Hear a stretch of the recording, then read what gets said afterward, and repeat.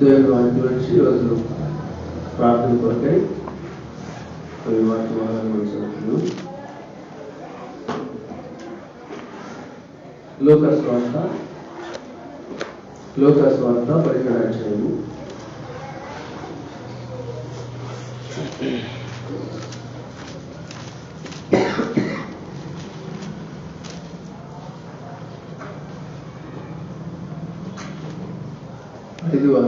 చదువుతున్నాం.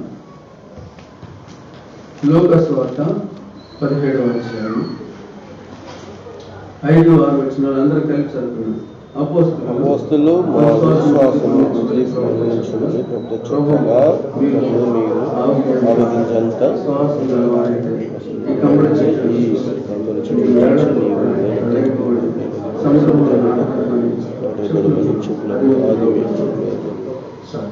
ప్రార్థన చేస్తున్నాం.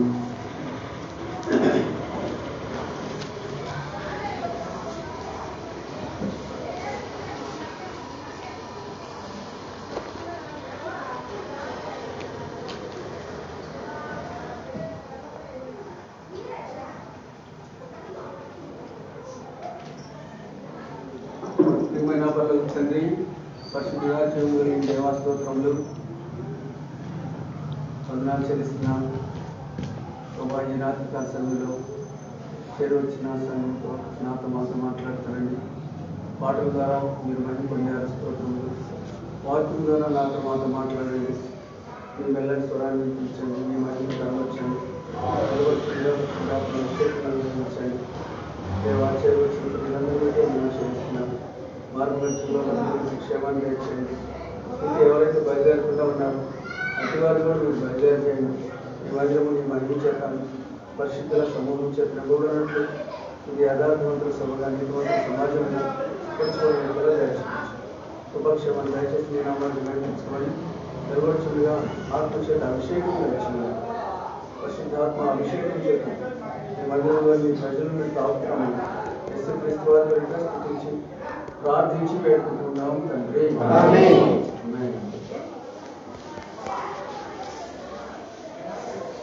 అపోస్తలులు అంటే యేసు ప్రభువుని వెంబడించిన శిష్యులు ఆయనను అడుగుతూ ఉన్నారు. ఏమని అడుగుతున్నారంటే, ప్రభువా, మా విశ్వాసము వృద్ధి పొందించుము. ఈ మాట మనం ఎన్నోసార్లు చెప్పుకున్నాము. మనం చేయాల్సిన ప్రార్థనలో ప్రాముఖ్యమైన ప్రార్థన ఇది. ప్రభువా, మా విశ్వాసం వృద్ధి పొందించుము. మనం ఇప్పుడు ఏ దినాల్లో ఉన్నామంటే విశ్వాసమును కోల్పోయే దినాల్లో ఉన్నాము. విశ్వాసంలో వెనకబడే దినాల్లో ఉన్నాము. విశ్వాసంలో మందగించిపోయే దినాల్లో ఉన్నాము. అందుకనే మరి మన జీవితాల్లో మొట్టమొదటి ఉండాల్సిన ప్రార్థన ఏంటంటే, ప్రభువా, మా విశ్వాసం వృద్ధి పొందించు. మా డబ్బులు కాదు, ఆస్తులు కాదు, లేకపోతే ఇంకా సంపదలు కాదు, మాలో వృద్ధి పొందాల్సింది విశ్వాసమే. మా విశ్వాసాన్ని వృద్ధి పొందించు. ఎందుకంటే ప్రియులారా, ఏది వృద్ధి పొందినా డేంజరే. విశ్వాసం లేకుండా ఏది వృద్ధి పొందినా డేంజరే. ఏది వృద్ధి పొందినా విశ్వాసం వృద్ధి పొందితే దేవునిలో అంటుకట్టబడి ఆత్మీయంగా బలపడతారు. అప్పుడు ప్రభువారు ఏమన్నారంటే, మీ విశ్వాసం ఆవిడిందంత ఉంటే ఎంతంట ఆవిడిందంత ఎంత ఉంటుందా? చిన్నది. అది అన్నంలో కలిసిపోతుంది. కూరలో వచ్చిన ఆవిడ కలిసిపోతుంది. అంత చిన్నది. దాన్ని కూడా మనం తినేస్తాం. అంత చిన్నది. అంత విశ్వాసం ఉంటే ఒక కంబళ చెట్టును చూసి, కంబళ చెట్టు వేళతో సహా పెళ్లగించబడి సముద్రంలో నాటబడు అని మనం ఆజ్ఞాపిస్తే సందేహించకుండా విశ్వాసంతో నువ్వు లేచి సముద్రంలో నాటబడు అంటే, ఏ చెట్టు అయినా కానీ సముద్రంలో నాటబడుతుందా? నీళ్ళ మీద తేలిద్దా? నీళ్ళ మీద తేలుతుంది. అక్కడ ఏమన్నాడు ప్రభు? ఆ మాట అన్నాడు. ఒకసారి చదువు. 6వ వచనం 17వ. మీరు ఆవగిందంతా విశ్వాసం గలవారైతే ఈ కంబళి చెట్టును చూచి నీవు వేళ్లతో కూడా పెళ్లగింపబడి సముద్రంలో నాటబడుమని చెప్పినప్పుడు అది మీకు లోబడు. కంబళి చెట్టును చూసి వేళ్లతో సహా కంబళి చెట్టుని నువ్వు లే, కంబళి చెట్టు నువ్వు లే, వేళ్లతో సహా లేదు, వేళ్లతో సహా లేచి సముద్రంలో నాటబడు అంటే సముద్రంలో పడగానే అది నాటుకునేదే, సముద్రంలో పైన తేలుతాం. అది నాటపడాలంటే ఎక్కడికి వెళ్ళాలి? సముద్ర పడక్కి వెళ్ళాలి. సముద్ర పడక్కి వెళ్ళి ఆ వేర్లన్నీ అట్లానే ఆ సముద్రం అడుగున ఆ భూమిలో లేదంటే ఇసుకలో అది అట్లాగా నాటపడాలి. ఎంత విశ్వాసం ఇది! నీలో ఆవగించేంత విశ్వాసం ఉంటే దేవుడు ఆ రీతిగా జరిగిస్తారు. కాబట్టి ఈ రోజున మనకు కావాల్సింది ఏంటంటే విశ్వాసము.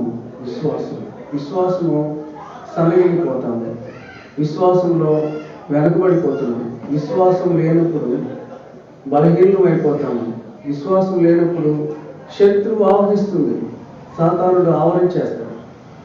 విశ్వాసం గలవారి దగ్గరికి రాలేడు. బలహీనులైనప్పుడు ఎప్పుడు శత్రువు వస్తాడు సాతానుడు అంటే? బలహీనులైనప్పుడు, వెనకబడినప్పుడు, అలసిపోయినప్పుడు, బలహీనులైనప్పుడు, వెనకబడిపోయినప్పుడు, ఆత్మీయంగా విశ్వాసంలో మనం వెనకబడిపోయినప్పుడు, విశ్వాసంలో బలహీనమైనప్పుడు, దేవుని క్రైస్తవ యాత్రలో ప్రభువు నడిపించే ఆ మార్గంలో మనం అలసిపోయినప్పుడు, ఏదో ఒక రోజు ప్రార్థన చేయాల్సింది అలసిపోయినప్పుడు. అందుకని యాకోబు గురించి అంటాడు, యాకోబు నువ్వు నన్ను గురించి విసిగితీవు కదా, నాకు ప్రార్థన చేయడానికి నువ్వు విసిగిపోయావు కదా, నువ్వు నాకు ప్రార్థించడానికి నువ్వు ఏం చేసినావు? విసిగా అలసిపోయినప్పుడు శత్రువు ఏం చేస్తుందంటే అటాక్ చేస్తుంది, బలహీనులైన వారిని అటాక్ చేస్తుంది. ఇంకో సంగతి తెలుసా? ఎప్పుడు శత్రువు అటాక్ చేస్తాడంటే నువ్వు ఒంటరిగా ఉన్నప్పుడు అటాక్ చేస్తావు. ఒంటరితనంలో జాగ్రత్త, విశ్వాసాన్ని కాపాడుకోవాలి. ఒక మాట ఉంది, 10 మందిలో ఉన్నప్పుడు నీ నోరు కాపాడుకో, ఒంటరిగా ఉన్నప్పుడు నీ హృదయాన్ని, నీ ఆలోచనని, నీ మనసుని కాపాడుకో. లేదంటే శత్రువు వచ్చి గలిబిలి చేస్తాడు, నీ విశ్వాస జీవితాన్ని స్పాయిల్ చేస్తాడు, నీలో ఉన్న ఆలోచనలన్నింటినీ బలహీనపరిచి నేను ఈడ్చుకుని వెళ్ళి అక్కడ తీసుకుని వెళ్ళి అగ్నిగుండంలో పడేస్తాడు. కాబట్టి ఈ రోజున మన ప్రార్థన ఏంటంటే పిల్లలు అటు దగ్గర కూర్చోబెట్టు, డేవిడ్ కదలాడుకో, లేనేడు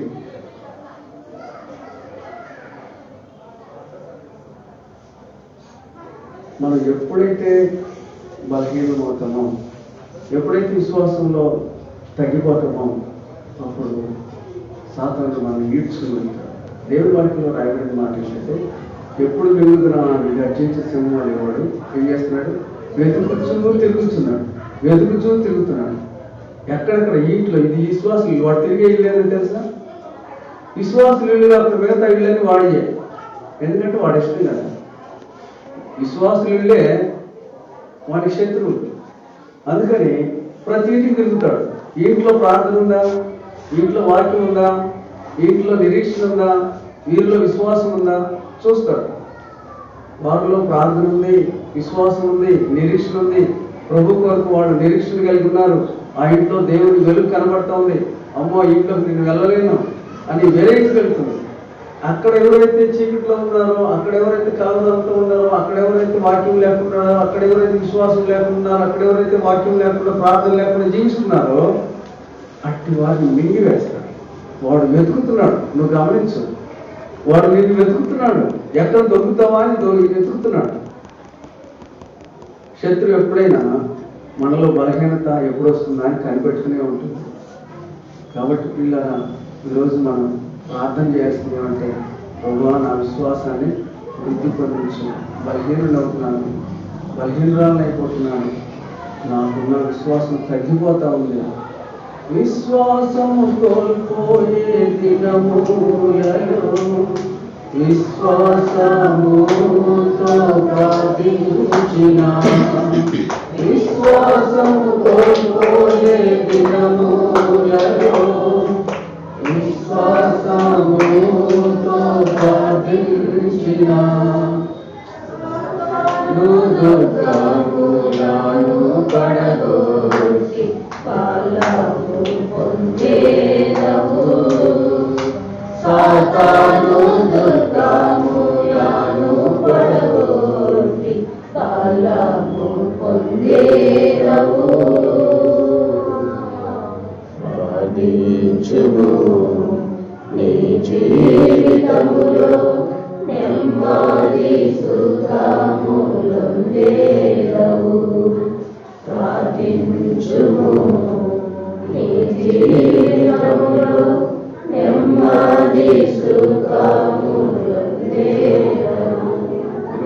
చేయాల్సింది ఏంటంటే, అభ్యాసం చేయాల్సింది ఏంటంటే, మన విశ్వాసాన్ని వృద్ధి పొందించుకోవడం, మన విశ్వాసాన్ని దేవుని దగ్గర టెస్ట్ పెట్టడం, ప్రభు మీద ఆనుకొని ప్రభు నేను ఇదిగో ఇలాంటి పరీక్ష గుండా వెళ్తున్నా, లేదంటే ఇలాంటి స్థితిలో నేనున్నా, నన్ను బలపరచు, నా విశ్వాసాన్ని ఘనపరచు. ఒకసారి దైవజనుడు భక్సింగ్ గారు విశాఖపట్నం పరిచర్కి వెళ్ళాడట. పరిచర్కి వెళ్ళిన తర్వాత అక్కడ తిరిగి ప్రయాణం అయ్యేటప్పుడు ఆయనతో పాటు ఎప్పుడు కూడా 4-5 రైల్వే స్టేషన్ దాకా వచ్చి సండాలు ఇచ్చి వెళ్తారంట. భక్సింగ్ గారితో పాటు కనీసం 10 మంది లేదంటే ఒక 5-6 వస్తారంట. అప్పుడు భక్సింగ్ గారు చెప్పాడంట, ఒక పెద్ద ఆయన పిలిచాడంట. ఆయన పంచికట్టు పిలిచి అన్నాడంట, నువ్వు వెళ్ళి టికెట్లు తీసుకో, నా టికెట్ తీసుకో, వీళ్ళందరికీ ప్లాట్ఫామ్ టికెట్ తీసుకో అని చెప్పి పంపించాడంట. నీ దగ్గర డబ్బులు లేవు, ఆయన డబ్బులు లేవు, నీ దగ్గర డబ్బులు లేవు, ఆయన డబ్బులు లేవు, ఎట్లా వెళ్ళు అన్నాడంట. అంతే. అప్పుడు ఎడ్ల బండి అంట, అప్పుడు ఆయనకున్న బండి, ఎడ్ల బండి వేసుకుని రైల్వే స్టేషన్కి వెళ్ళి అక్కడ క్యూలో నిలబెట్టాడంట. క్యూ ఎంత పొడవుందంట. దగ్గరికి వెళ్తున్నాడంట. ఏం చేయాలి అర్థం కాదు. ప్రభు నువ్వే సహాయం చేయి అని లోపల ఒకటే టెన్షన్ పడతా ఉన్నాడు. దగ్గరికి వస్తాను, కౌంటర్ దగ్గరికి వెళ్తా ఉంటే ఇంకా 2-3 నేను తర్వాత తీసుకుంటాను మీరు వెళ్ళండి అని 2-3 పంపించేశాడు. నిలబడ్డాడు. దగ్గరికి వెళ్తా ఉన్నాడు. దగ్గరికి వెళ్తున్నప్పుడు ఏం చేయాలో అర్థం కాదు. కౌంటర్లో చేయబెట్టాల్సిన సమయం వచ్చినప్పుడు అక్కడికి ఒక పెద్ద ఆయన వచ్చాడు. ఒక అధికారి వచ్చాడు. వచ్చి ఇక్కడ ఎవరైనా బక్సింగ్కి సంబంధించిన వాళ్ళు ఎవరైనా ఉన్నారా? అయ్యా నేనున్నానయ్యా, ఇదిగో ఈ కవర్ తీసుకో, దీంట్లో అమౌంట్ బక్సింగ్ గారికి అందించు, టికెట్లు తీసుకో, మిగతా అమౌంట్ బక్సింగ్ గారికి అందించు అని చెప్పి కవర్ ఇచ్చేసినాడు. ఆ కవర్లో ఉన్న డబ్బు తీసుకుని టికెట్లు తీసుకుని బక్సింగ్ గారి కోసం వెయిట్ చేస్తాం. బక్సింగ్ గారు రాగానే ఏమన్నాడు తెలుసా? సహోదరుడా, దేవుడు నీకు సహాయం చేశాడా అని అడిగాడంట. దేవుడు నీకు సహాయం చేశాడు. ఈయన గట్టిగా ఏడ్చేశాడు. దేవుడు ఎంత మహిమ కలిగిన వాడు, ఎంత ఉన్నతుడు, ప్రభు నాకు సహాయం చేశాడు. ఏ ఆధారం లేకుండా వచ్చాను, నా దగ్గర పైసా లేదు, ఏం చేయాలో తెలియదు. దైవజనుడు చెప్పిన మాట ప్రకారం నేను క్యూలో నిలబడ్డాను. దేవుడు నాకు అద్భుతమైన ఆశ్చర్యకరమైన సహాయం అందించేశాడు. ఇది విశ్వాసము. ప్రియులారా, ఇలాంటి విశ్వాసము ఈనాడు మనలో లేదు. ప్రభు ఏమంటాడంటే, నీ విశ్వాసాన్ని వృద్ధి పొందించుకో, నీ విశ్వాసం వృద్ధి పొందాలి. దినదినము అనేకమైన విషయాలలో విశ్వాసాన్ని కోల్పోతూ, విశ్వాసంలో వెనకబడిపోతూ, విశ్వాసంలో బలహీనలైపోతూ, విశ్వాసంలో తగ్గిపోతుంటే శత్రువు ఈడ్చుకొని వెళ్తాడు. గర్జించే సింహంలాగా ఎప్పుడు మింగుదనా అని ఎదురు చూస్తుంటాడు. కాబట్టి ఈరోజు నీ ఆస్తి వృద్ధి పొందించని ప్రార్థన చేయొద్దు, నాకు ఆరోగ్యాన్ని వృద్ధి పొందించని ప్రార్థన చేయొద్దు, లేకపోతే నా ఆస్తి సంపదలు వృద్ధి పొందించయ్యా, నా సంతానాన్ని వృద్ధి పొందించయ్యా, ఇది కాదు నువ్వు చేయాల్సిన ప్రార్థన. నా విశ్వాసమును వృద్ధి పొందించు. నా విశ్వాసము వెనకబడిపోతున్నా, బలహీనుడు అవుతున్నాను, నన్ను బలపరచు ప్రభు అని ప్రార్థన చేస్తే నిజంగా దేవుడు నీ విశ్వాసాన్ని ఘనపరుస్తాడు. ఎవరిలో విశ్వాసం ఉందో దేవుడు ఒక మాట చెప్తాడు, నన్ను ఘనపరచు వారిని నేను ఘనపరుస్తాను. నువ్వు విశ్వాసం కొరకు నువ్వు తీర్మానం చేసుకుంటే, నేను బలమైన విశ్వాసలాగా ఉండాలి, బలహీనమైన విశ్వాసం కాదు, పాలు తాగే పిల్లలాగా కాదు నేను ఉండాల్సింది, పాలు తాగే పిల్లల్లాగా నేను ఉండకూడదు, నేను బలమైన విశ్వాసలాగా ఉండాలి అని తీర్మానం చేసుకుని దేవుడి దగ్గర ఎవరైతే నిజమైన హృదయంతో విశ్వాసంతో అడిగితే దేవుడు మన విశ్వాసాన్ని ఘనపరుస్తాడు, మనల్ని విశ్వాసములో బలవంతులుగా చేస్తాడు. శత్రువు కోటగోడలను ఏం చేస్తాం? మనం కూలదోస్తాం. శత్రువు కోటగోడలను కూలదోస్తాం. మా యుద్ధోపకరణములు ఈ లోక సంబంధమైనవి కాదు, శత్రువులను పడద్రోయజాలగలిగినంత బలమైన దుర్గము, అంతే, బలమైన శక్తి. ఎక్కడి నుంచి వస్తుంది ఇది? నీ విశ్వాసాన్ని బట్టి నీ శక్తి వస్తుంది. విశ్వాసం లేదు అంటే, నీలో విశ్వాసం కొరవబడింది అంటే నువ్వు బలహీనమైన వ్యక్తి. నువ్వు ఇంకెక్కడ శత్రువుని ఓడించగలుగుతావు? శత్రువు మీద విజయం ఎట్లా పొందగలుగుతావు? వాడే నిన్ను ఓడిస్తాడు, వాడే నీ మీదకి వచ్చి కూర్చుంటాడు. కాబట్టి ఈ రోజున మనం ఎరగాల్సింది ఏంటంటే మన విశ్వాసం ముఖ్యం. నేను చెప్తున్నాను, మన ఆరోగ్యం కంటే విశ్వాసం ముఖ్యం, మన ఆస్తిపాస్తుల కంటే విశ్వాసం ముఖ్యం, మన అన్ని విషయాల కంటే విశ్వాసం ముఖ్యము.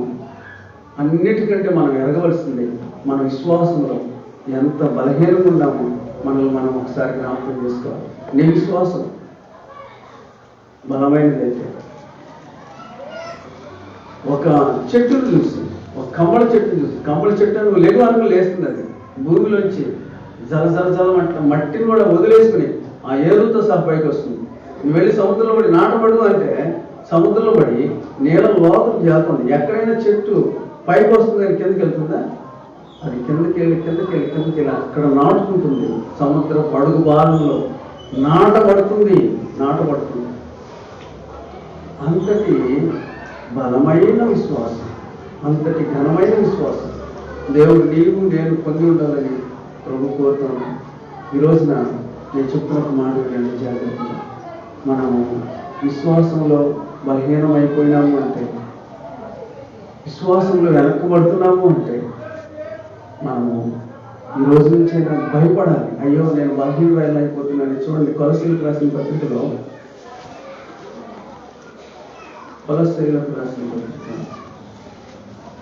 ఇక్కడ ఒక దైవజనుడు ఉన్నాడు. ఆ దైవజనుడు కొలస్సీ సంఘం ఎంతగా పోరాడుతున్నాడు చూడండి. కొలస్సీలకు రాసిన పత్రిక 4:12. కొలస్సీలకు రాసిన పత్రిక 4:12. మీలో ఒకడును క్రీస్తు యేసు దాసుడునైన ఎపఫ్రా మీకు వందనములు చెప్పుచున్నాడు.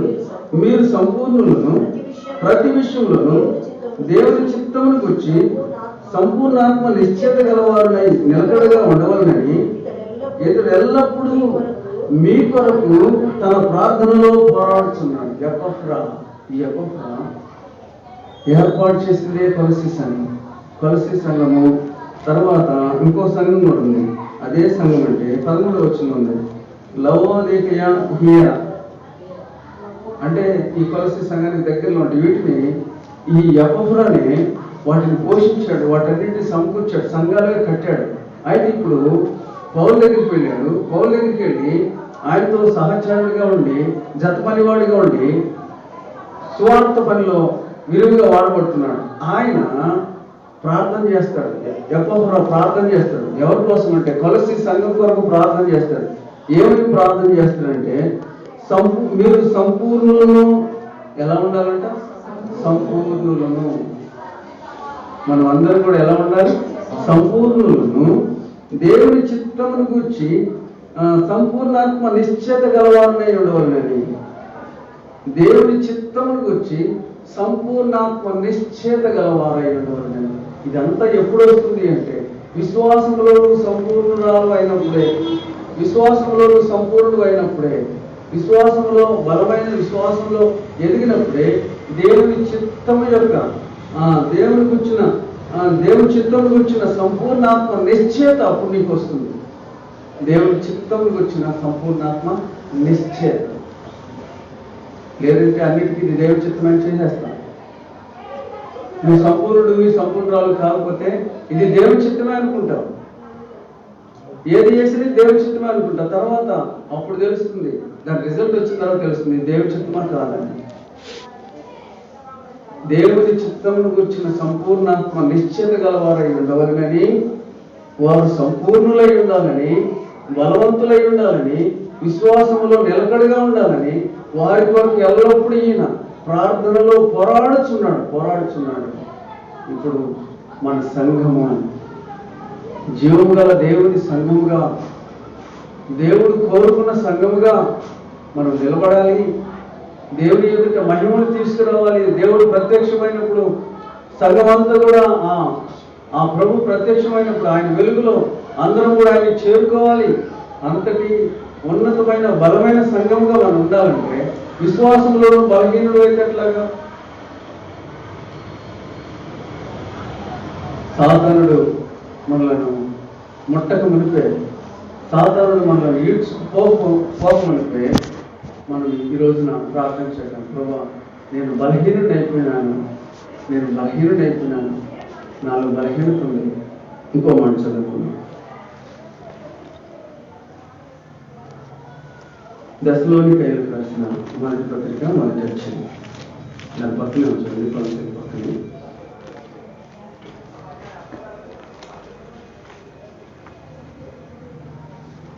మొదటి అధ్యాయం 2-3 వచనాలు. విశ్వాసంతో కూడిన మీ పనిని, ప్రేమతో కూడిన మీ ప్రయాసమును, మన ప్రభువైన యేసుక్రీస్తునందు నిరీక్షణతో కూడిన మీ ఓర్పును మేము మన తండ్రి అయిన దేవుని ఎదుట మానక జ్ఞాపకం చేసుకొనచ్చు. మా ప్రార్థనలందు మీ విషయమై విజ్ఞాపనం చేయొచ్చు. మీ అందరి నిమిత్తం ఎల్లప్పుడూ దేవునికి కృతజ్ఞతాస్తుతులు చెల్లించున్నాను. వీరిలో గుణ లక్షణాల గురించి రాయబడినాయి. విశ్వాసముతో కూడిన మీ పని. వాళ్ళ పని ఏ పని చేసినా ఎట్లా చేస్తున్నారంట? విశ్వాసంతో చేస్తున్నారు. ఈరోజు నేను చెప్పే మాట ఏమనంటే, నువ్వు విశ్వాసం నుంచి పని మొదలుపెట్టు. విశ్వాసం ఉంచు. దేవుని చిత్తం ఏమిటో కనుక్కో. దేవుని చిత్తం ఎరిగిన తర్వాత పని ప్రారంభించు. నీవు దేవుని చిత్తముని ఎరిగి విశ్వాసముతో నీ పనిని ప్రారంభించు. విశ్వాసముతో కూడిన మీ పనిని, ప్రేమతో కూడిన మీ ప్రయాస. మన ప్రభువైన యేసుక్రీస్తునందలి నిరీక్షణతో కూడిన మీ ఓర్పును, వీటన్నిటిని వాళ్ళు ఏం చేస్తున్నారంట? ఎల్లప్పుడూ జ్ఞాపకం చేసుకోవచ్చు. దేవునికి కృతజ్ఞతాస్తుతులు చెల్లిస్తున్నారు. దశలోనిక సంఘంలో ఉన్న విశ్వాసం ఎలాంటిదో తెలుసా? దశలోనిక సంఘంలో ఉన్న విశ్వాసం ఎలాంటిదంటే, ఆ చుట్టుపక్కల ఉన్న ప్రాంతాలన్నిటికీ వారు మాదిరికరమైన విశ్వాసం. అలాంటి మాదిరికరమైన విశ్వాసం ఈరోజు నీకు నాకు ఉండాలి. ఏదో వస్తున్నాము పోతున్నాము అనేది కాదు. నువ్వు బలంగా లేకపోతే శత్రువు నిన్ను హతం చేస్తాడు.